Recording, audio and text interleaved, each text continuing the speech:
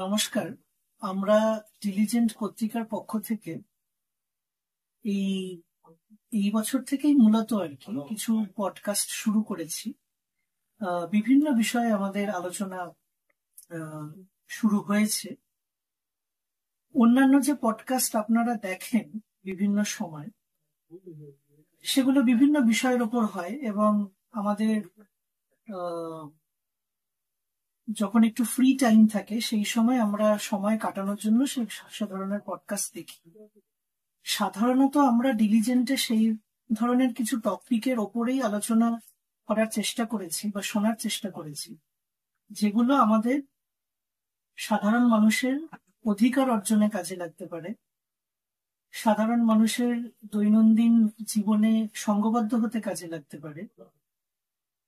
এবং সে আলোচনার প্রেক্ষিতে আমরা কিছু জিনিস একটু পাওয়ারতে থাকি আর কি, যে এর পরে তাহলে পরের দিন কিভাবে আমরা কাজ করব, কিভাবে ভাববো, নতুন করে কোন জিনিসগুলো পড়া বাকি রয়ে গেছে। আমাদের পাঠাগারে হয়তো সেই বইপত্র রয়েছে, কিন্তু আমাদের পড়া হয়ে ওঠেনি।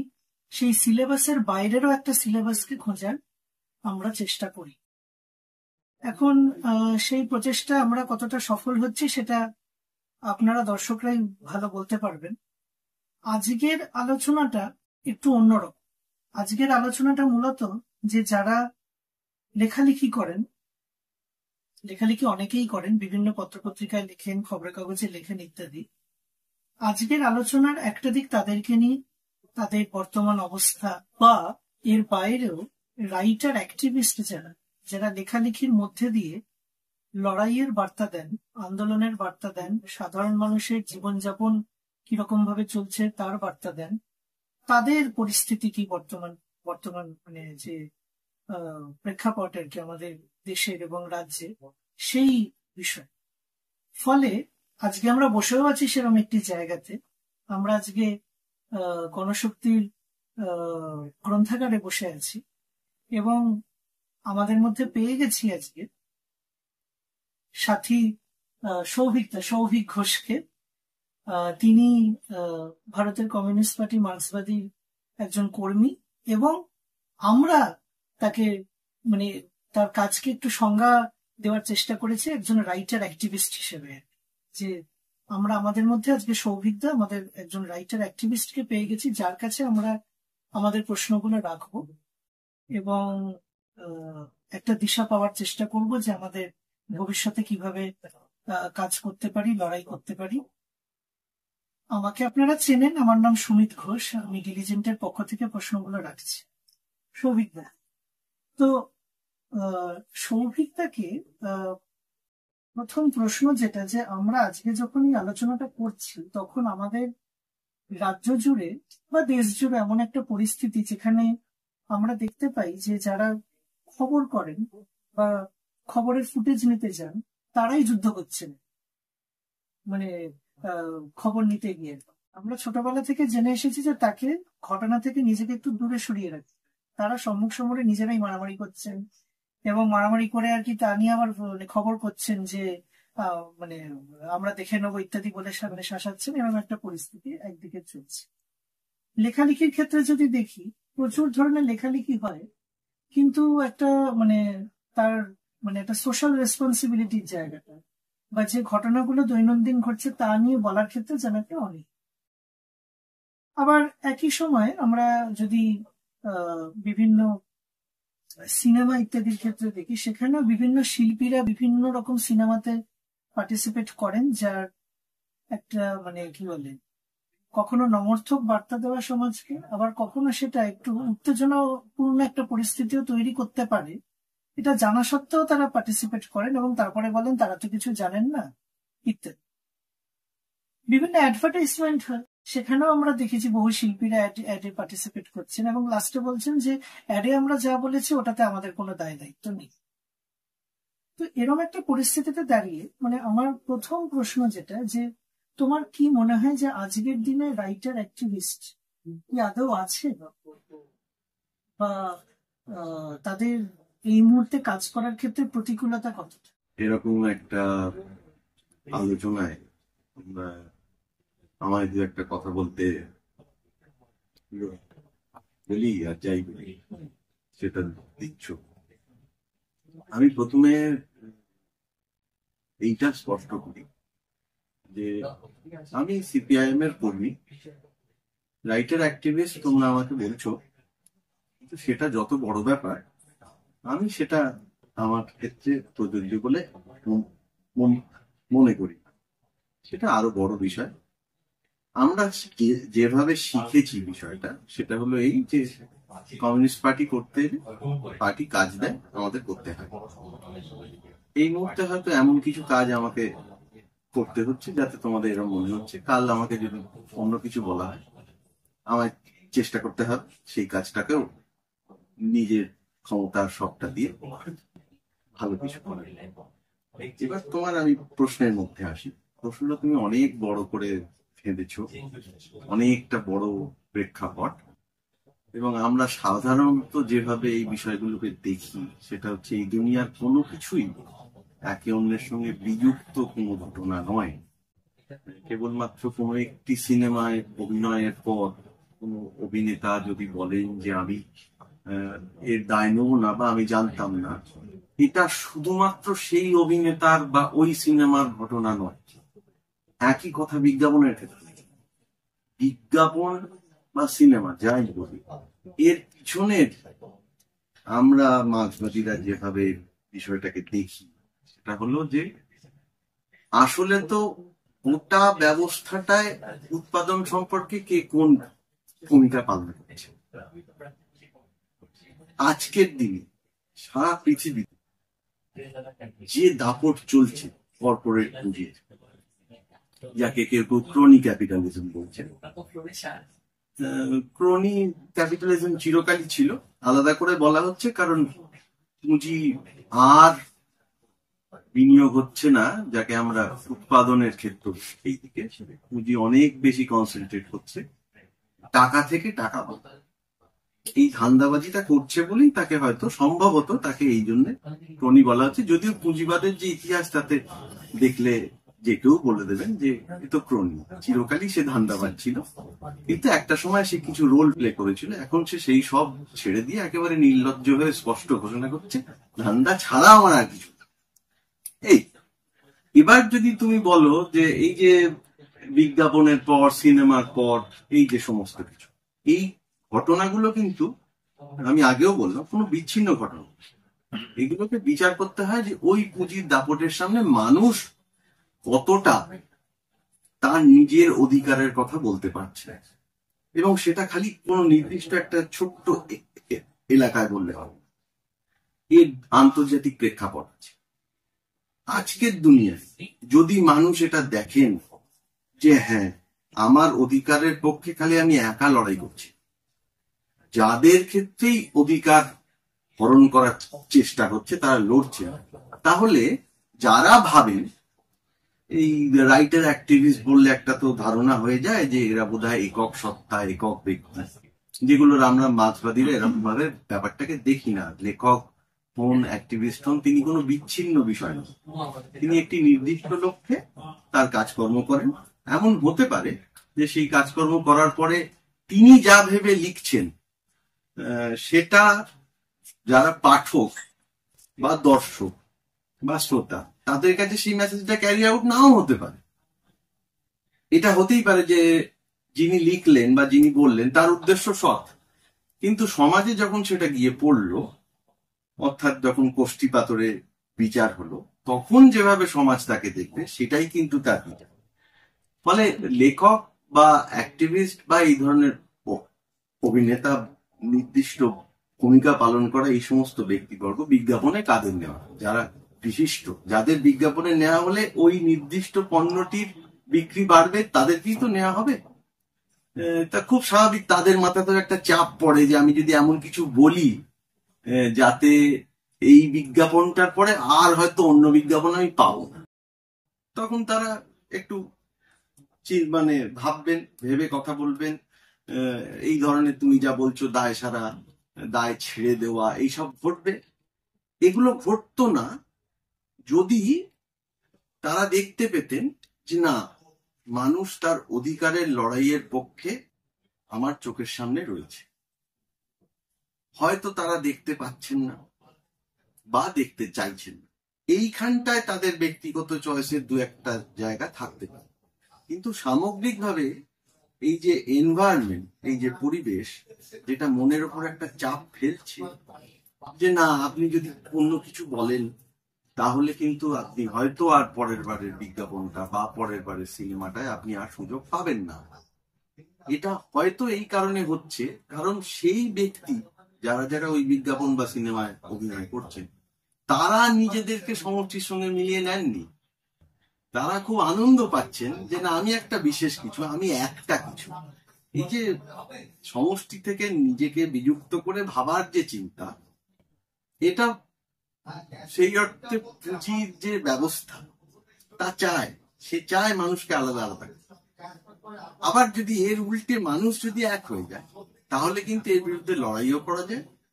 সেই লড়াই আমরা আজকের এই সময় আমাদের দেশে সবচেয়ে বড় উদাহরণ আমরা তো দেখতেই পাই, যে ধরুন যখন কৃষি বিল গুলো পাশ হলো তখন কি কেউ ভাবতে পেরেছিল যে এই আইন এত প্রবল প্রতাপশালী সব শাসক তাদের সামনে এই আইনের বিরুদ্ধে গিয়ে, কিন্তু হলো তো। এটা কারা করলেন? কোন বিশিষ্ট ব্যক্তি না, এটা করলেন তারা যারা এই দেশের মানুষ। আমরা একটু সুর করে বলি, এটা যাদের দেশ, তারা তারা রাস্তায় নামলেন, তারা আইন ভাঙলেন, বাধ্য হলেন অনেক কিছু করতে, যা না করা ছাড়া আর সম্ভবত কোনো উপায় ছিল না, কারণ সেটা করতে তাদেরকে বাধ্য করা হয়েছে। আইনটি ছিল। ফলে প্রমাণ আছে, এই সময়ের মধ্যেই প্রমাণ আছে যে শাসকের বিরুদ্ধে মানুষ যদি একজোট হন তাহলে মানুষের যে অধিকার তা আদায় করা যায়, থামানো যায়। কিন্তু এই ধরনের, এই তুমি যাদেরকে বলছো, যারা সিনেমায় অভিনয় করছেন, যারা বিজ্ঞাপনে অভিনয় করছেন, তাদের কেউ কেউ সম্ভবত ভেবে ফেলেছেন বা ধরে নিয়েছেন তারা যদি একা ভেবে নি, তখন তো একটা চাপ হতে পারে যে আমার উল্টো দিকে একটা বিরাট ব্যাপার। যদি আমি একা না মনে করি, আমাকে যদি আমি মনে করি ওই লড়াই আমারও লড়াই, তাহলে আমার ওই চাপ হবে না। এইটা ভাববো কিনা সেটা তো আমার ব্যাপার। সেইটা আমার মনে হয় এই প্রেক্ষিতে বিচার করলে ওই কে ভাবছেন আর কে ভাবছেন না, এবং কেন ভাবছেন কেন ভাবছেন না, এটা স্পষ্ট। সৌভিককে খুব সুন্দর করে আমাদেরকে একটা প্রেক্ষাপট দিলেন আর কি, যে আমরা মানে নিজেরা ভাববো কিভাবে, এবং আমাদের এই ভাবনাটাই আমাদের সংযুক্ত করতে পারে বড় লড়াইয়ের সাথে। আমরা যদি নিজেদেরকে বড় লড়াইয়ের সাথে সংযুক্ত করতে পারি তাহলে আমরা একটা সমষ্টিবদ্ধভাবে মানে মানে একটা সমষ্টির অংশ হিসেবে নিজেদেরকে ভাবতে পারি। আর যদি বিচ্ছিন্ন করে ফেলি তবেই সেই একাকিত্ব এবং ভয়ের উদ্রেক হয় আর কি।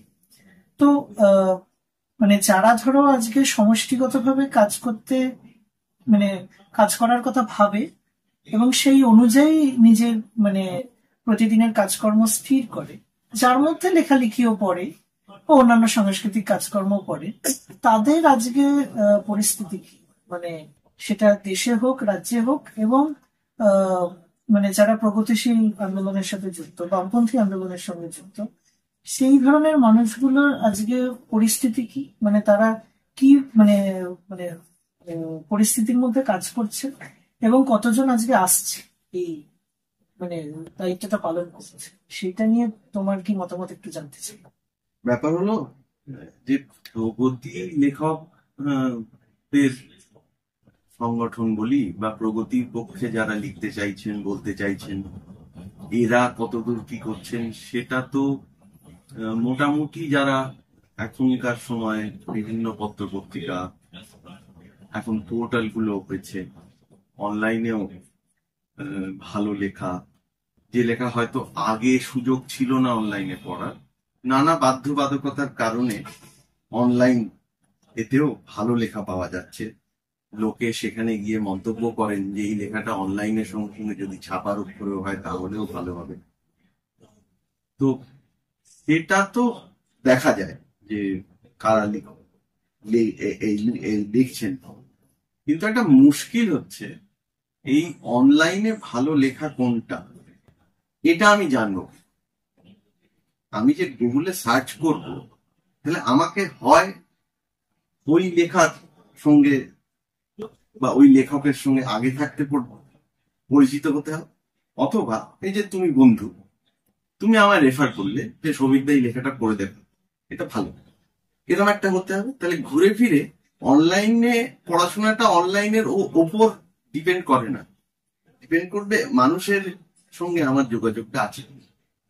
অনলাইনেও যে আমি সার্চ করবো, কি সার্চ করবো সেটা আমার জানতে হবে তো, নাহলে আমি সার্চ করবো কি করে? এখন মজা হচ্ছে অনেকেই ফোনে গুগল জানে, গুগলটা আছে বা এই ধরনের কোনো ওয়েব ব্রাউজার আছে, তারা সেখানে গিয়ে টাইপ করছেন এবং ভাবছেন এটাই সার্চ। কিন্তু গুগল সার্চ করাটাও আবার একটা শেখার বিষয়। আমি আজকে এর মধ্যে যাব না, খুব প্রযুক্তিগত ডিটেল যেটা, যে হাউ টু সার্চ, সেটা একদম আলাদা একটা বিষয়। কিন্তু এই ভ্রান্ত ধারণাটা যেন মাথার মধ্যে থেকে আমাদের কেটে যায় যে যা কিছু ভালো লেখা আমরা চাইলেই সেটা পেয়ে যাব, এটা কোনোদিন হয়নি। যে কারণে আমাদের পাঠাগার অনলাইন হলেও লাগবে, এখানেও লাগবে। পাঠাগারে নির্দিষ্ট দায়িত্বপ্রাপ্ত মানুষ থাকেন যারা পাঠকের নির্দিষ্ট চাহিদা বুঝে, তার প্রয়োজন বুঝে তাকে নির্দিষ্ট বই তুলে দেন, নির্দিষ্ট লেখার কথা বলেন, রেফারেন্স দেন। অনলাইনে এই সুযোগটা কতদূর কি আছে সেটা যারা এই প্রযুক্তি ব্যবহার করেন তারা হয়তো আরো ভালো বলতে পারবেন। আমি আমার ব্যক্তিগত মত বলতে পারি, বেশিরভাগ ক্ষেত্রে যদি বিনা পয়সায় সার্ভিস পেতে চাই, তাতে এই ব্যাপারটা খুব ভরসাযোগ্য নয়। আমাকে যা দেখানো হবে সেটা নির্ভর করবে কত বেশি ওই কন্টেন্টে মানুষ ভিজিট করেছে, বা মানুষের জায়গায় আজকাল বট টট দেওয়া হচ্ছে, সেই দিয়ে সেই লেখার রিচ বাড়িয়ে দেওয়া হবে যাতে সেটা প্রথম দিকে সার্চে আসে। এটা আবার ওই অ্যালগোরিদমের বিষয়, এইতে আমি যাবো না আজকে। কিন্তু এই ভ্রান্তিটা আমাদের মধ্যে থেকে কাটতে হবে যে আমি সার্চ করতে দিলেই যা পাচ্ছি সেটাই ভালো লেখা, এটা নয়। অর্থাৎ ঘুরে ফিরে গিয়ে এই যে মানুষকে প্রযুক্তির সঙ্গে যুক্ত করার পেছনে রাজনীতিটা হচ্ছে মানুষকে মানুষ থেকে সরিয়ে দেওয়া। এইটা করা যাবে না। এইটা না করলে তবেই বলা যায় যে হ্যাঁ, প্রযুক্তি আমাকে সঠিকভাবে সহায়তা করছে। তা না হলে যে যেটা হবে ওই সেই আমরা 11-12 ক্লাসে পড়ার সময় রবীন্দ্রনাথের লেখা একটি প্রবন্ধ পাঠ আমাদের পাঠের মধ্যে ছিল, সিলেবাসের মধ্যে ছিল, অসন্তোষের কারণ, যতদূর আমার, যদি খুব ভুললাম, সেই অসন্তোষের কারণে একটি লাইন ছিল, ওটা আমার খুব সেই বয়সেও ভালো লেগেছিল, ফলে আজও মনে আছে যে শিক্ষা আমার বাহন হবে না তাকে আমি ঘাড়ে বহন করে চলব। অনলাইন সম্পর্কে যে বাড়তি আগ্রহ বলি, বাড়তি মোহ কম বয়সীদের মধ্যে যা স্বাভাবিক, অস্বাভাবিক, কিন্তু তার বিপদটা হচ্ছে সে ধরে ফেলছে তাকে যা দেখানো হচ্ছে সেটা খুব এটাই বোধহয় সবচেয়ে, সে জানতেই পারলো না যে তাকে যা দেখানো হলো না সেইগুলো। কিন্তু দেখুন এই মুহূর্তে আমরা যে পাঠাগারে এই বসে কথা বলছি, এখানে নির্দিষ্ট দায়িত্বপ্রাপ্ত কমরেডরা আছেন যারা সেই বিষয়ে দক্ষ, সেই যাতে তারা পাঠকের কি প্রয়োজন সেটা বুঝে তাকে একটা জায়গায় 4টি বই বা আরো 10টি ম্যাগাজিন রেফার করতে পারে, তাতে পাঠকের আরো বিস্তৃতির সুযোগ ঘটে, যেটা অনলাইনে এখনো হয় বলে আমি মনে করছি না। কাজ করতে কিভাবে হচ্ছে সেটা সবচেয়ে ভালো তারাই বলতে পারবে। তুমি আমাকে ওই বৃত্তের মধ্যে ফেলছো বলে তুমি এই কথাটা বলছো, কিন্তু শেষ পর্যন্ত ঘুরে ফিরে ওই একই ব্যাপার। আমি যদি ধরে নিই যে আমি কোথাও একটা কাজ করি, কোনো প্রকাশনায়, কোনো ম্যাগাজিনের সাথে বা কোনো পত্র পত্রিকার সাথে, সেটা নিয়মিত হতে পারে, অনিয়মিত হতে পারে, দিয়ে আমি ভাবি যে এইটাই আমার পরিবেশ, এর বাইরেরটা আমার পরিবেশ না। ওই পত্র পত্রিকার ওই ঘর, ওই কাজ করার টেবিল বা আজকের দিনে ডেস্কটপ, ল্যাপটপ, ট্যাব ইত্যাদি, এটা কিন্তু আমার পরিবেশ নয়। শেষ পর্যন্ত আমার মগজের সঙ্গে হাত মিলিয়ে, সেটা পেন ধরুক বা ট্যাব ধরুক বা কিবোর্ড ধরুক, কিন্তু আমার মগজে যেটা আসবে তবে না আমি ভাববো, তবে না আমি বলবো, তবে না আমি লিখবো। এই মগজে কি আসবে সেটা তো ঘরে বসে ঠিক হয় না। সেটা ঠিক হয় আমি কিভাবে বড় হয়েছি, কিভাবে থাকছি, কাদেরকে দেখছি। এই এই যে ব্যাপারটা, এটা মগজে প্রসেসড হয়ে তবে ঠিক হয় যে আমি কি লিখবো, কি বলবো, কি বলবো। কোন ধরনের লড়াই দেখতে পাচ্ছি সামনে, হ্যাঁ, যে পার্টিসিপেশন। হ্যাঁ, সে তো বটে, কিন্তু তার সঙ্গে আবার এখানেও আবার ব্যক্তির ভূমিকা, যেটা আমি আগের তোমার বলার ক্ষেত্রে বললাম, যে আমি কি দেখতে চাইছি লড়াইয়ের খবর, কি আমি দেখতে চাইছি, আমি কি আদৌ আগ্রহী যে যেখানে মানুষ লড়ছেন অন্তত সেইটা সম্পর্কে কি আমি জানছি। আমি যদি নাই জানি, গিয়ে ভাবি যে কেউ লড়ছে না, অতএব আমি একা, যেমন সবাই একা, আমি একা ভাবছি বলে আমি সবাইকেও একা মনে করছি, ফলে আমি ধরেই নিচ্ছি যে আমার ভালোটা আমি না ভাবলে আর কে ভাবে, তাই না? ফলে এই যে বিচ্ছিন্নতা, এটাকে কাটিয়ে না উঠতে পারলে তো লেখকের বলো, ব্লগার বলো, যা বলো, আজকালকার আবার কন্টেন্ট ক্রিয়েটার বলে একটা খুব শব্দ এসছে, এর মধ্যে যারা যারা আসছেন, যারা কিছু কিছু কাজ করতে চান, ভালো কাজ করছেন বা করতে চাইছেন, তারা কি নিজেরা এইটা সচেতন হচ্ছেন আগে যে তাদের পরিবেশটা তাদের মগজের মধ্যে যেটা তৈরি হচ্ছে বলে তারা বিশ্বাস করেন মগজে যা তৈরি হয় সেটা আমার চারপাশের বস্তু জগৎতেই ঠিক হয়। তা আমি যদি সেখানে আমাকে কন্ডিশন করে রাখি যে আমার পরিবেশ শুধু এই চারটে দেওয়াল, আমার আমার পরিবেশ শুধুমাত্র আমার মতো আর কুটি কয়েকের সঙ্গে আলোচনা, আর ব্যাপক অংশের যে মানুষ যারা প্রতিদিন লড়াই করছে, এটা নিয়েও আবার কেউ কেউ বলেন মানুষ কি লড়াই করছেন। একটা ছোট্ট কথা ভাবুন, যারা ঘরে বসে এই লেখালেখির কাজ করেন এবং ভেবে নেন তাদের মাথায় যা আসছে সেটাই বোধহয় লেখা, তারা কি এটা একটু খেয়াল করতে পারেন না যে আজকের দিনে তিনি যেমন ওই বিজ্ঞাপনে কিছু বলার পর, সিনেমায় কিছু অভিনয় করার পর তিনি যেমন বলছেন যে আমার দায় নেই, এই দেশের সারা পৃথিবীর একেবারে গরিব নির্বিত্ত মানুষ যারা, তারা কি বলতে পারেন দিনের শেষে মজুরিটা না পেয়ে ঘরে ফিরে নিজের অভুক্ত সন্তানের দিকে চেয়ে সেই বাবা বা মা, আজকালকার দিনে খালি বাবা খাটছেন এমন তো নয়, বাবা মা উভয়ই একদম শ্রমজীবী।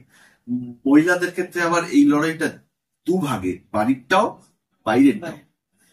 তো এই দুটি মানুষ তারা কি সন্তানের মুখের দিকে চেয়ে এটা বলতে পারেন আমার দায় নেই, আমি আজকে মানে পেলাম না, আজকে যে মজুরিটা আমার পাওয়ার ছিল সেটা আমি পেলাম না, ফলে তোমরা খেতে পেলে না পেলে, সে কি বলতে পারে?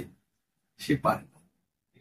তার বৃদ্ধ বাবা মা ভাই বোন যখন শুধুমাত্র পয়সা নেই বলে চিকিৎসা পায় না, সে কি সেই অসুস্থ আত্মীয় স্বজন পরিজন বন্ধু তাদের দিকে চেয়ে বলতে পারে যে আমার পয়সা নেই, আমি পাইনি, অতএব আমার দায় নেই? তাহলে যদি বেশিরভাগ মানুষ এই দায় স্বীকার করেন, যেহেতু তারা বলতে পারেন না, তারা দায়টা স্বীকার করেন, সেই দায় স্বীকারের ভাষা তফাৎ হতে পারে। সেই দায় স্বীকারের ভাষা সবসময় প্রমিত উচ্চারণ, প্রমিত ব্যাকরণ মেনে হবে, এই মানে কর্তৃত্ব আমি জানি না যারা করেন তারা কত মানুষ টানুষ, কিন্তু মূল কথাটা হলো বেশিরভাগ মানুষ যারা নিজের শ্রমের বিনিময়ে শ্রমশক্তি বিক্রি করে নিজেদের এবং পরিবারের ভরণ পোষণ করছেন এই ব্যবস্থার মধ্যে, তারা কিন্তু দায় ঘেড়ে ফেলে। তারা কিন্তু এই পরিবেশটা স্বীকার করে, এই লড়াইটা স্বীকার করে এবং প্রতিদিন লড়াই করে। ফলে আমার চোখের সামনে দিয়ে একটা বড় মিছিল বেশ কদিন দেখছি না মানে শ্রমজীবী মানুষ লড়াই করছেন না, এটা খুব সঠিক কথা হবে না। আমি কি শ্রমজীবী মানুষদের কাছে যাচ্ছি? যেখানে শ্রমজীবী মানুষ থাকেন সেই জীবনটা কি আমরা আদৌ জানছি?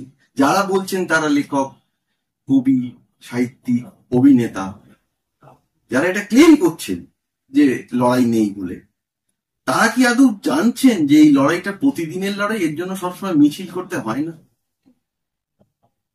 ফলে আমি বলবো এটাকে দুভাবে দেখ, একটা বাইরে থেকে দেখা যে ঠিক লড়াই হচ্ছে কিনা, বলে তার সঙ্গে এরা যুক্ত হচ্ছেন কিনা এভাবেও দেখা, আবার সেই অর্থে সেই মানুষটির চোখ দিয়ে দেখা যে তিনি কি চাইছেন দেখতে, নাকি তিনি স্বীকার করে নিচ্ছেন যে তার সোশ্যাল মিডিয়া স্ক্রলিং এ যা এলো না সেটা তার জানার প্রয়োজন।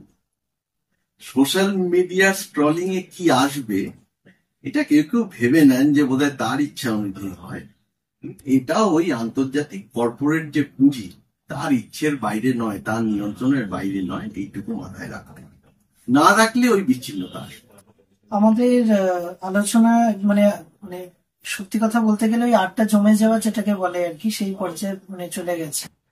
আমরা মানে এতক্ষণ ধরে যে আলোচনা হলো তাতে সৌভিকদা একটা কথা বলবো, সেটা হচ্ছে যে একটা বিচ্ছিন্নতার জায়গা আমাদের জীবনে তৈরি হতে পারে, সেটা প্রযুক্তির জন্য হতে পারে, সেটা সমাজ ব্যবস্থা আমাকে যেভাবে অনেক কিছু দেখাতে চায় তার একটা অংশ হিসেবে হতে পারে। এবং যদি আমরা মনে করি যে আমরা আমাদের পাশে দাঁড়ানোর কেউ নেই, তাহলেও এই বিচ্ছিন্নতা আমাদেরকে একা করে দিতে পারে এবং স্বার্থপর করে দিতে পারে, নিজের কথাটুকু ভাববো আর মানে সমাজের কথা ভাববো।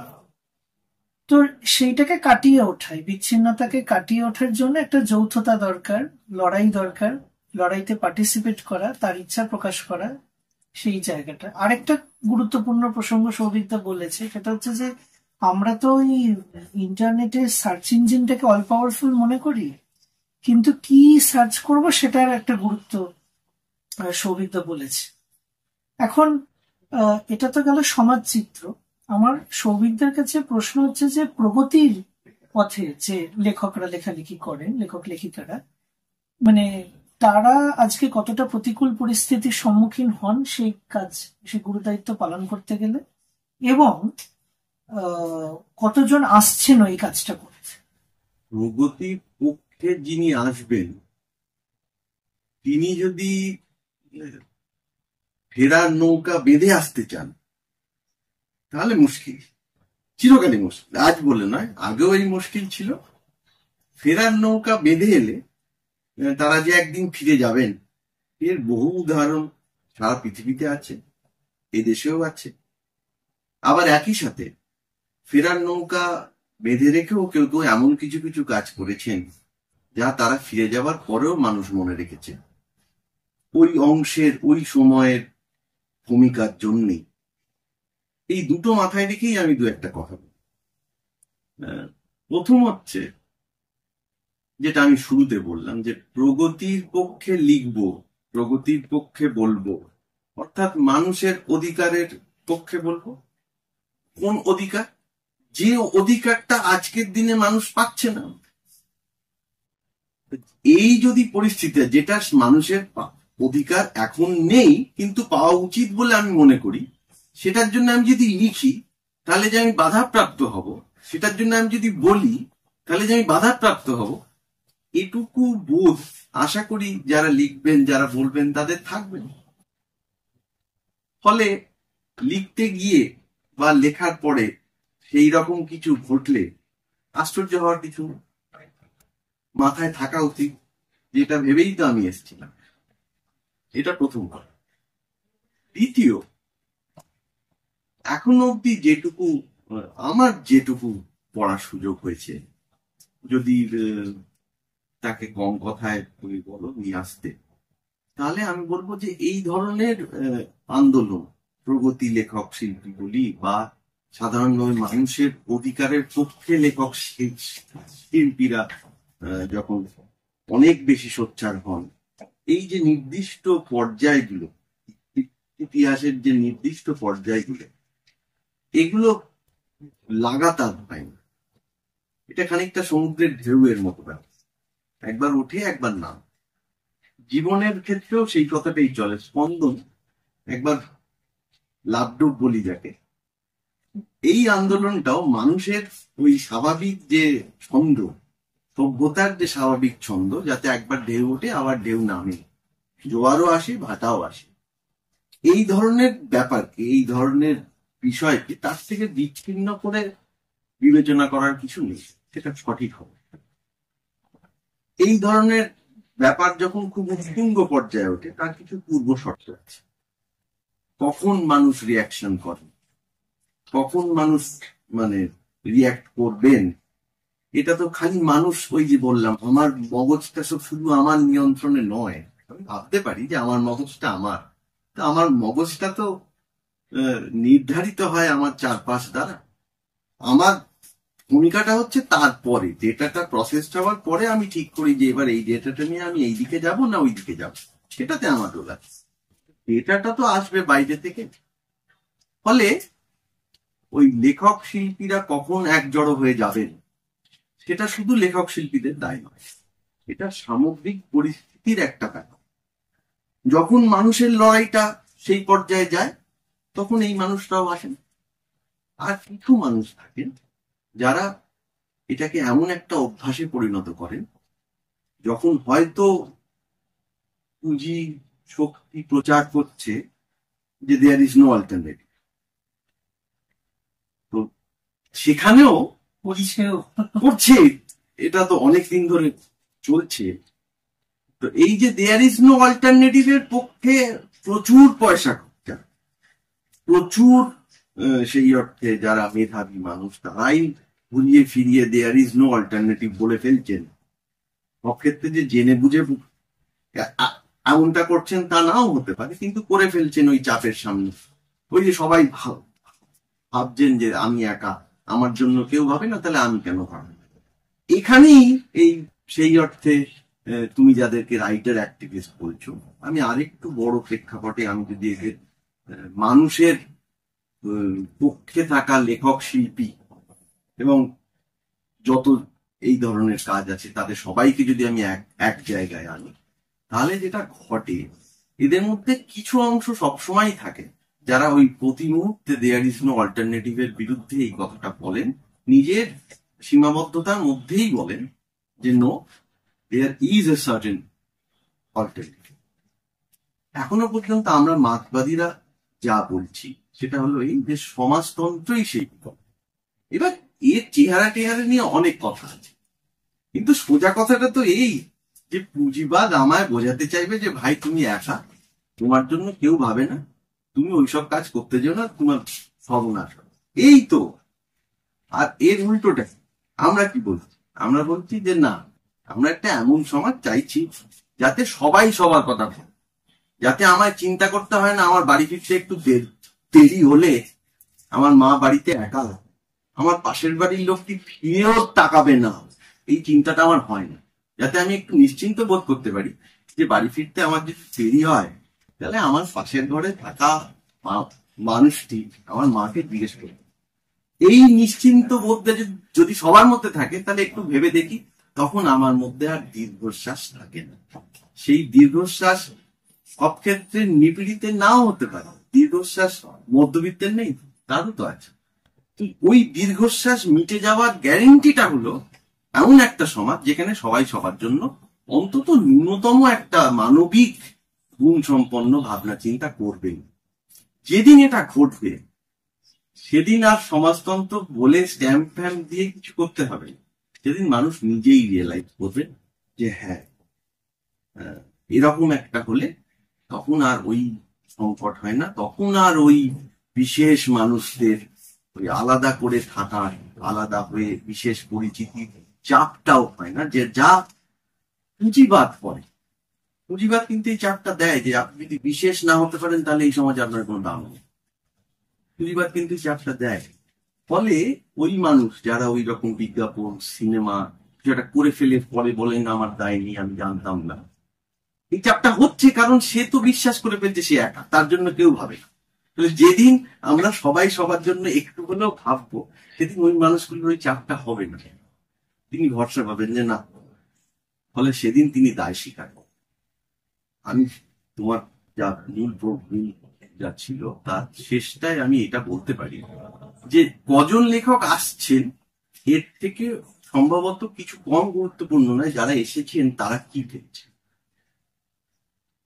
এবার আমি জানি না এটা কেউ বলতে পারেন কিনা, যেটুকু আমার জানার সুযোগ হয়েছে তাতে এরকম দাবি করার কিছু নেই যে যাকে আমরা ওপেন মিডিয়া বলছি, সোশ্যাল মিডিয়া বলছি,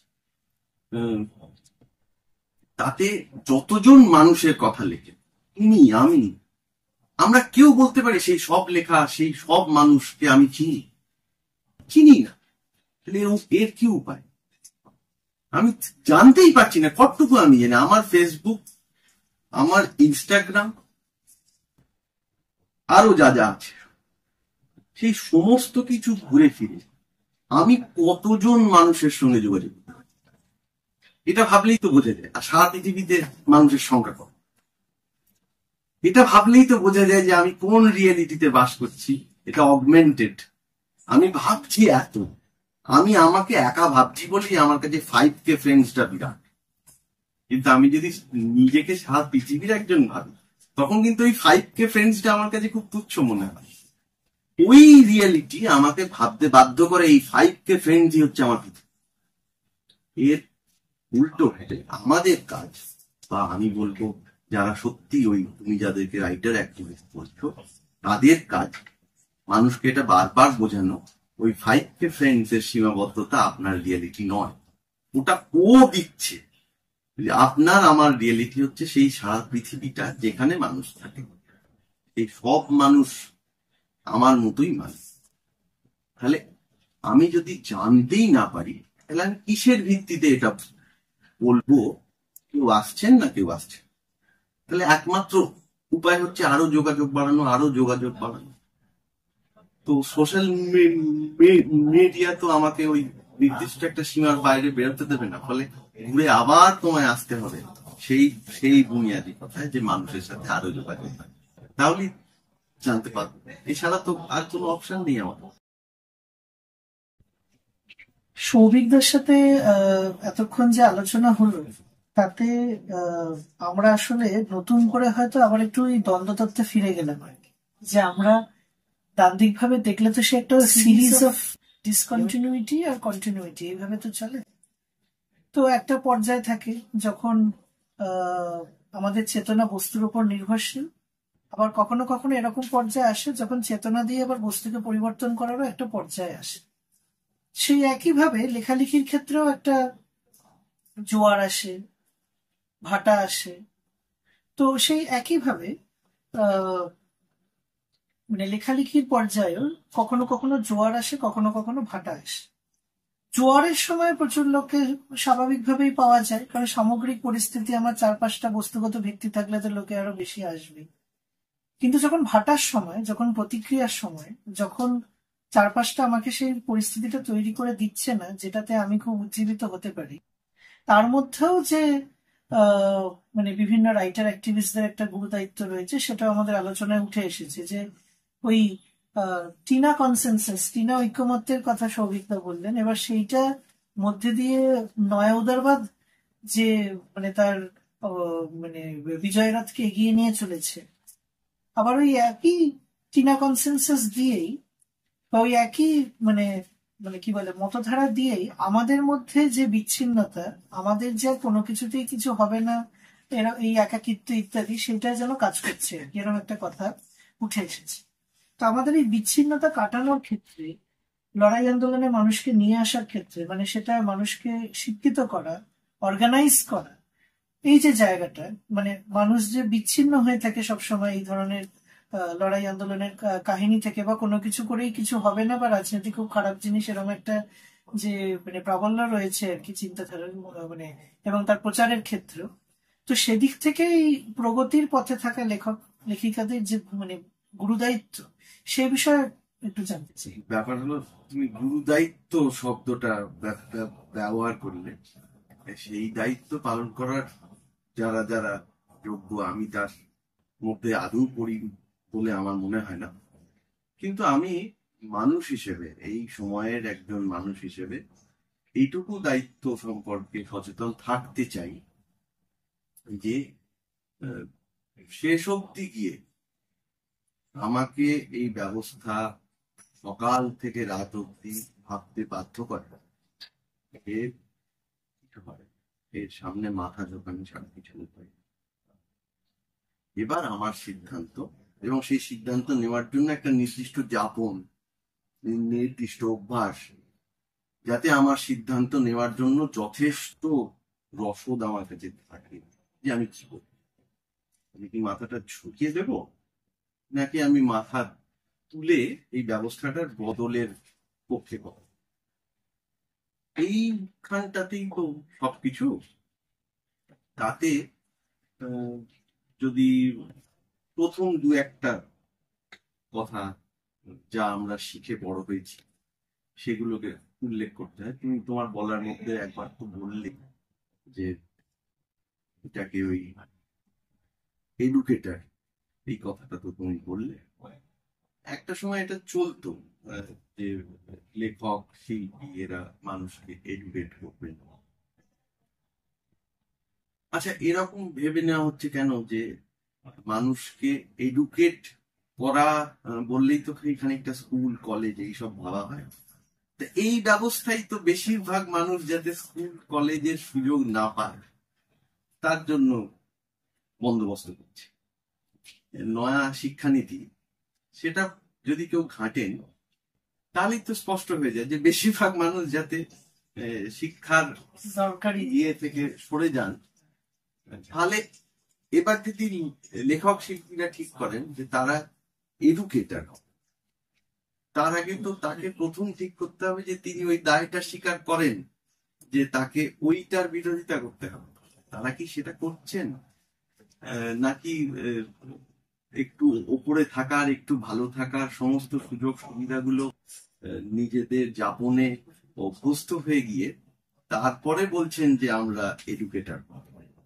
এইটা যদি হয়, মানে নিজের জীবনের সমস্ত সুযোগ সুবিধাগুলো সব নিশ্চিন্ত করে যদি কেউ বলেন তিনি এডুকেটর হবে, তাহলে তার মানে তার এডুকেশন নিয়ে তো খুব চিন্তিত হবে।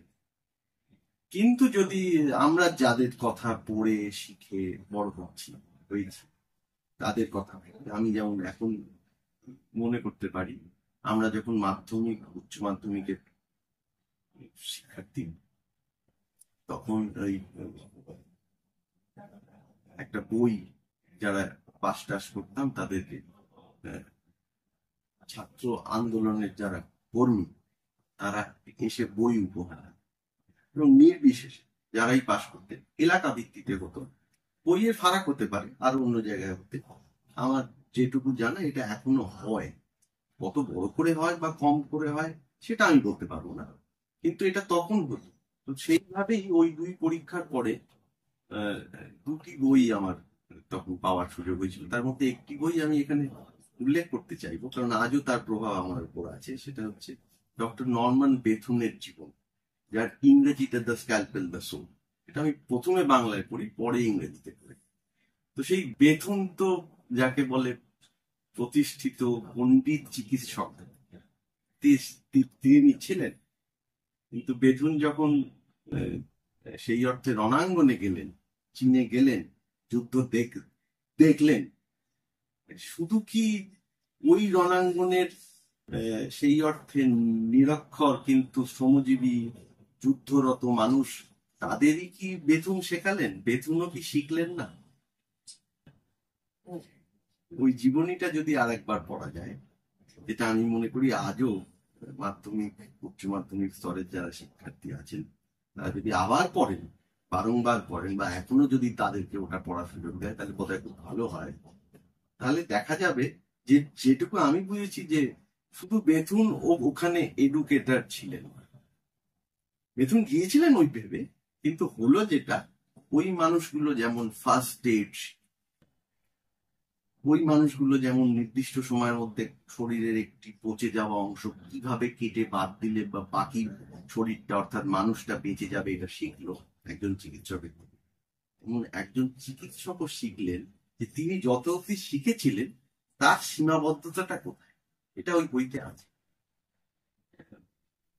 নির্দিষ্ট কিছু যন্ত্র অপারেশনের জন্য বেতন আটকে যাচ্ছিলেন, আটকে যাচ্ছেন বলেই তিনি তার মাথায় ওই ভাবনাগুলো এলো, যার ফলে তিনি ওই সমস্যাগুলোকে ওভারকাম করার জন্য ওই বিকল্প উপায়গুলোকে আবিষ্কার করতে পারেন। এসব ওই বইতে আপনারা পাবেন। তো যেটা আমি বলতে চাইছি আসলে, যে এই যে লেখক শিল্পীদেরকে এডুকেটর একদিক থেকে বলে দেওয়া, আমি এটা খুব পক্ষপাতী। এটা দুদিক থেকে। লেখক শিল্পীরা খানিকটা বাড়তি সুযোগ পেয়েছেন, এই কথা সত্যি, সেই জন্যই তিনি ওই তকমাগুলো ব্যবহার করছেন তাদের নামের শেষে। কিন্তু তিনি যখন মানুষের কাছে যাবেন, যদি তিনি সত্যি লেখক বা শিল্পী হয়ে থাকেন, তাহলে তার মানুষের কাছে গিয়ে মানুষের মধ্যে থেকে কাজ করার আগের লেখক শিল্পী যে মানুষ, আর মানুষের মধ্যে গিয়ে কাজ করার পরের যে মানুষ, এই দুটি মানুষ আলাদা। যদি তিনি সত্যি কাজ করেন, এই দুটি মানুষ এক হবে না। অর্থাৎ এডুকেশন, শিক্ষা বলি, এগিয়ে যাওয়া হচ্ছে, এটা দু তরফে হবে। এইবার হলো পরের ধাপটা, যে তিনি এবার সংগঠকের কি ভূমিকা পালন করতে হবে। এই কথা ঠিকই যে যিনি লিখবেন, যিনি বলবেন, যিনি গান বাঁধবেন, গানে সুর করবেন, অভিনয় করবেন, এগুলো তো কিছু নির্দিষ্ট কাজ, যাকে আমরা সেই অর্থনীতির ভাষায় বলি মানে পার্টিকুলার লেভেল। এইগুলো করতে কিছু বিশেষ দক্ষতা লাগে, আবার এই কাজগুলো পারফর্ম করার জন্য একটা আইসোলেশন লাগে, না হলে ওই কাজটা করা যায়। ফলে সেই বিচ্ছিন্নতাটুকু স্বাভাবিক, ওটা পূর্ব শর্ত। আবার এট দ্য সেম টাইম তিনি যদি অর্গানাইজ করতে চান, সেটা আসলে কিন্তু সবসময় যে তাকে ফিজিক্যালি গিয়ে অর্গানাইজ করতে হবে এটা নয়। তিনি যে ভূমিকা পালন করছেন, কেউ লিখছেন, কেউ বলছেন, কেউ গান গাইছেন, কেউ অভিনয় করছেন, এই ভূমিকাগুলোর মধ্যে দিয়েই তিনি তার অর্গানাইজিং এবিলিটি এবং তার দায় স্বীকার করতে পারেন, প্রমাণ করতে পারেন। এইটা ঘটছে কিনা তার নিরিখেই তাকে বিচার। আমি গাছে উঠে ভালো ফল পাড়তে পারি, এবার যদি তুমি আমাকে মাছ শিকার করার পরীক্ষা নিয়ে বলো যে আপনি তো মাছ শিকার করতে পারেন না, অতএব আপনি গাছে উঠতে পারেন, তাহলে সেটা খুব ন্যায়সঙ্গত কথা হবে। ফলে লেখক শিল্পী তাকে আর বাকিদের সঙ্গে একেবারে সব প্যারামিটারের সব মাপকাঠিতে মিলিয়ে যদি আমরা বিচার করি, তাহলে আর এক কাটায় গেছে। ফলে তিনি অর্গানাইজার এর ভূমিকা পালন করবেন, একথা সত্য, কিন্তু এটা তার ওই কাজের মধ্যে দিয়ে, তাহলে তো তার কাজটাই চলবে। এই জায়গাটা গোলমাল হলেই দু তরফে বিচ্ছিন্নতা আসে। যারা অর্গানাইজ করেন তারা ভাবেন ও আসছে না, উনি আসছেন না। আবার যিনি লেখেন, যিনি বলেন, যিনি গান ভাবেন, তিনিও ভাবেন ওদিকে গেলে আমার এইটা।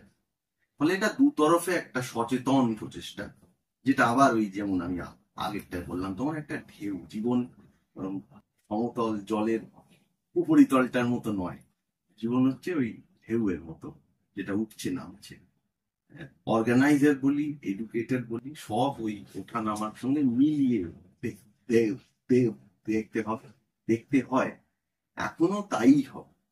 এইটা যারা করবেন তাদের ওই দু তরফের ভাবনার এবং কাজের ফারাক সম্পর্কে সচেতন হবে।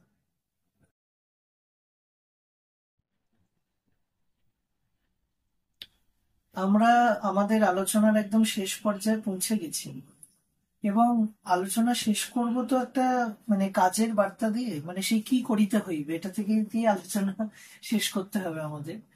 তো আমার মানে যে প্রশ্ন সেটা হচ্ছে যে ওই আজকের দিনে দাঁড়িয়ে প্রগতির পক্ষে থাকা লেখক লেখিকাদের ঐক্যবদ্ধ হোক, তারা যে মানে বিভিন্ন ধারার মানে ধারারই হোক না কেন, প্রগতির ধারার বিভিন্ন অংশেরই হোক না কেন, তাদের ঐক্যবদ্ধ হওয়ার গুরুত্বটা ঠিক কোথায়? মূল কথাটা আমি বারংবারই উল্লেখ করছি যে লেখক শিল্পী এই ধরনের মানুষ তার নিজের কাজের প্রয়োজনেই যেমন মানুষের কাছে যাবে, আবার নিজের কাজের প্রয়োজনেই মানুষের থেকে বিচ্ছিন্ন হবে। দুটোই সত্যি, দুটোর শুধু একটা ধরে তাদের বিচার করা যাবে, তাহলে তার কাজটা হবে না। আবার যদি মানুষের কাছে যান, না যান, তাহলে তা সেই ক্ষেত্রেও কাজটা হবে। এবার হলো যে যেটা তুমি বলতে চাইছো যে লেখক শিল্পী এই ধরনের মানুষদের একজোট হওয়া, এরকম বেশ কিছু সংগঠন তো আছেই। আমি নিজেই একটি সংগঠনের আহ, মানে ধরো সদস্য, গণতান্ত্রিক লেখক শিল্পী সংঘ। তো এই সংগঠনের যা লক্ষ্য উদ্দেশ্য সে তো খুব স্পষ্ট, যে মানুষের যে গণতান্ত্রিক অধিকার তার পক্ষে এই সংগঠন কথা বলে। তো এরকম সংগঠন তো আছেই। এবার এ ধরনের সংগঠনে যেতে কারোর চিন্তা হচ্ছে নাকি তিনি সহজে আসছেন, এটা যেমন সংগঠনেরও দায়, এটা একদিক থেকে তারও দায়। ওই আবার বললাম, দু তরফ থেকে হিসেব করতে হবে। ফলে সুযোগ আছে, সুযোগ নেই বললে ভুল বলা হবে। সংগঠন যারা চালাচ্ছেন তাদেরকেও যেমন চিন্তা করতে হবে যাতে আরো বেশি মানুষ আসেন, তেমন লেখক শিল্পী যারা তাদেরকেও চিন্তা করতে হবে যে সংগঠনটা তো ছিল বা আছে, আমিও কি যথেষ্ট আহ, ভূমিকা রাখলাম যাতে আমি কিছু করতে পারি, নাকি আমি বিচ্ছিন্ন হয়ে থাকলাম দিয়ে বললাম কিছু নেই। এইটা তো একটা ব্যাপার, দুদিক থেকেই তো এটা দেখার বিষয়। ফলে লেখক শিল্পী এরা একজোট হবেন, এতে আশ্চর্যের কিছু নেই, এতে নতুন কথাও খুব একটা কিছু নেই। ঐতিহাসিকভাবে তারা একজোট হয়েছেন, ওই যে বললাম, বাস্তব পরিস্থিতি যখন একটা নির্দিষ্ট পর্যায়ে যায় তখন লেখক শিল্পীরা সময়ের চাপে, সময়ের দাবি মাথায় করে সেই সেই ভূমিকা পালন করেন। আবার সেই জোয়ারে যখন ভাটা দেখা যায় তখন আবার তারা সরেও যান। এর মধ্যে ভাটাকে দেখিয়ে জোয়ারকে অস্বীকার করাও ভুল, আবার জোয়ার দেখিয়ে কেন ভাটা হবে এই ভাবনাটাও বিজ্ঞানসম্মত না। এই দুটো মাথায় নিয়েই চলবে। সৌভিকদের কাছে আমাদের শেষ প্রশ্ন, সেটা হচ্ছে যে এই বিভিন্ন প্রগতির মানে প্রগতির যে বিভিন্ন ধারা আর কি, তার যে লেখক লেখিকারা রয়েছেন তাদের মানে ঐক্যবদ্ধ হয়ে কাজ করার ক্ষেত্রে কি কি মানে কি করা যেতে পারে আর কি বর্তমান পরিস্থিতিতে দাঁড়িয়ে? ঐক্যবদ্ধ হয়ে যেটা করতে পারেন, প্রথম তো বলবো যে একে অন্যের কাজ সম্পর্কে সজাগ হয়ে স্পষ্ট মন্তব্য। আপনিও কিছু লিখলেন বললেন, আমিও কিছু লিখলাম বললাম। শুধু যদি সেটা এমন হয় যে আপনি লিখছেন আমি তাকে ভালো বলে দিলাম, এই দায়টা না স্বীকার করেই যে আপনার লেখায় যদি কোনো ভ্রান্তি আমার চোখে পড়ে, আপনার বলায় যদি কোনো ভুল আমার চোখে পড়ে, তাহলে আমি এই ভেবে চুপ করে গেলাম যে তাহলে আপনিও আমারটা ভুল ধরবেন। এরকম হলে কিন্তু তাহলে ওই শিল্পী সত্তা, লেখক সত্তা এসব কোনো কিছুই হবে না। আমার যেন এই ভরসা থাকে যে আমি কারুর লেখা, কারুর বলা, কারুর গান শুনে পড়ে ঠিক আমার যা বলতে ইচ্ছে করছে সেটা বলি। এটা যদি সবাই অভ্যাস করি তাহলে আর ওই পরের যে কথাটা যেটা দিয়ে শেষ করতে বলছো যে কি করতে পারে, সেটা নিয়ে খুব চিন্তা করি। ওটা নিয়ে চিন্তা করতে হয় যদি শুধু তুমি ভি ভালো হাম ভি ভালো এই চলে। আমি প্রশংসা করছি তোমার এই ভেবে যাতে তুমিও আমার প্রশংসা করো, তাহলে মুশকিল। তার চাইতে সোজাসুজি স্পষ্ট বললে লেখক শিল্পীরা একজোট হলে কি হয়, ইতিহাসে যা ঘটেছে এই জিনিস যে আজকের সময় আজকের পরিস্থিতি অনুযায়ী আবার হবে না এ কথা বলা চলে। কিন্তু শর্ত হলো ওইটাই যে লেখক শিল্পীরা একজোট হয়ে লেখক শিল্পী এবং মানুষের অধিকারের পক্ষে সততার সঙ্গে আচরণ করবেন, একে অন্যের পক্ষে এই জন্য পিঠ চাপড়াবেন না যাতে ওই পিঠ চাপড়ানিটা আবার ফিরেও আসে। এটা হলে গন্ডগোল। তখন আগে থাকতে একটা নিয়ম করতে হবে, এই রেজলিউশন পাস করতে হবে, এই ওই ওর ভিত্তিতে একজোট হবে। কিন্তু একজোটটা আসলে মানুষের দিকে চেয়ে হতে হবে। রেজলিউশনের ভিত্তিতে একজোট হওয়াটা পরের কথা, সেটা সংগঠন করতে গেলে করতে হয়, কিন্তু প্রাথমিকটা ভুললে চলে না। বুনিয়াদটা হচ্ছে মানুষ। মানুষের অধিকারের পক্ষে দাঁড়াবো, লিখবো, বলবো, গান গাইবো, সুর বাঁধবো, এতে যারা একমত তারা সবসময় একজোট, কাজের ভিত্তিতে একজোট। এই একজোট সবসময় দেখা নাও যেতে পারে, কিন্তু তারা একজোট। এটা আগেও ছিলেন, সম্ভবত আজও আছেন। আমরা আহ, ভবিষ্যতের কাজ এগিয়ে নিয়ে যাওয়ার ক্ষেত্রে, কাজ করার ক্ষেত্রে আজকের আলোচনার মধ্যে থেকে কয়েকটা আহ, মানে বিষয়ের উপরে একটা মানে দিশা পাচ্ছি আর কি। আজকের আলোচনা থেকে আমরা আহ, মানে একটা বিচ্ছিন্নতাকে কিভাবে দেখবো এবং কি করে সেটা কাটাবো সেই বিষয়ে মানে আলোচনা হয়েছে। আজকের আলোচনার থেকে মানে কোন জায়গাটা আমার দায়িত্ববোধ আর কোথায় মানে বাকিদেরও মানে মানে আমাকে যদি উত্তীর্ণ করতে হয় আর কি, সেটা মনস্তাত্ত্বিকগত ভাবে হোক বা অন্য কোনো ভাবে হোক না কেন, এই উভয়েরই যে মানে এই যে দ্বন্দ্বটা আর কি, যে আমার নিজের একটা দায়িত্ব আবার বাকি সকলের একটা দায়িত্ব, এই দুটোরই একটা সংশ্লেষের কথা উঠে এসেছে। ফলে এরকম আলোচনা আমাদের চলতে থাকবে। আমাদের মানে দ্রুতবদ্ধভাবে ঐক্যবদ্ধভাবে কাজ করার এই প্রক্রিয়াগুলো ভবিষ্যতে চলতে থাকবে এবং তাতেও আমরা সৌভিকদাকে আবারও পাবো এই আশা রেখে আজকে আমাদের এই অনুষ্ঠান শেষ করছি। সৌভিকদাকে অনেক ধন্যবাদ। নমস্কার।